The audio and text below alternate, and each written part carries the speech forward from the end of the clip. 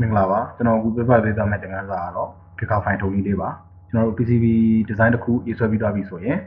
ကျွန်တော်တို့ PCB ပုံပြားကို machine နဲ့တွဲပြီးထုတ်ဖို့အတွက် Giga File ထုတ်ပေးရပါမယ်ဟုတ်ပါပြီကျွန်တော်တို့ toolbar နဲ့ file ကိုသွားပါ fabrication output ကိုရွေးပါကျွန်တော်တို့ Giga File ကို left click ပေးပါဒီမှာပြင်စရာမလိုပါဘူး layer ဒီနားမှာကျွန်တော်တို့မှာပြင်မရှိရင်ကျွန်တော်တို့ပေါ့ layer လေးကို left click ပေးပါပြီးရင် use on တုံးတဲ့ layer လေးကို on ပါပြီးရင်ကျွန်တော်တို့ mechanical 1ကို select ပေးခဲ့ရပါမယ်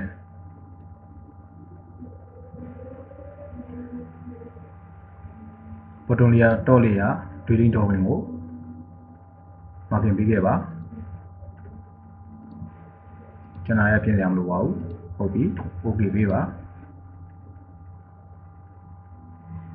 ဒါဆိုရင် Giga File လေးရလာဒီအောက်မှာလည်းကျွန်တော်တို့သူနဲ့သက်ဆိုင်တဲ့ file လေးတွေထုတ်ပေးထားပါတယ်ဟုတ်ပြီနောက်တစ်ခုကျွန်တော်တို့ my PCB document ပေါ်ကို left click ပြန်နှိပ်ပါ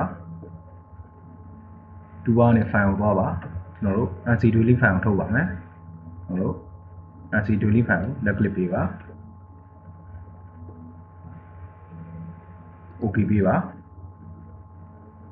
okay ပေးပါဒါဆိုရင်ကျွန်တော်တို့ NC dwelling file လေးပါ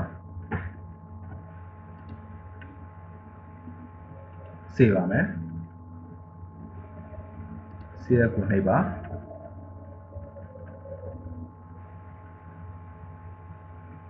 save ကိုနှိပ်ပါကျွန်တော်တို့ canlin 1လေးကို save ပါမယ် right click ထောက်ပါ save ကိုနှိပ်ပါ save ကိုနှိပ်ပါ file ကိုသွားပါ save ကိုနှိပ်ပါဒါဆိုရင်ကျွန်တော်တို့ PCB ပေါ်ပြတစ်ခုစနေဆို machine နဲ့တွဲထုတ်ဖို့ဒီ Giga File ဒီပြုလုပ်ပြီးတော့ပါပြီနားလည်မယ်လို့ထင်ပါတယ်ကျေးဇူးတင်ပါတယ်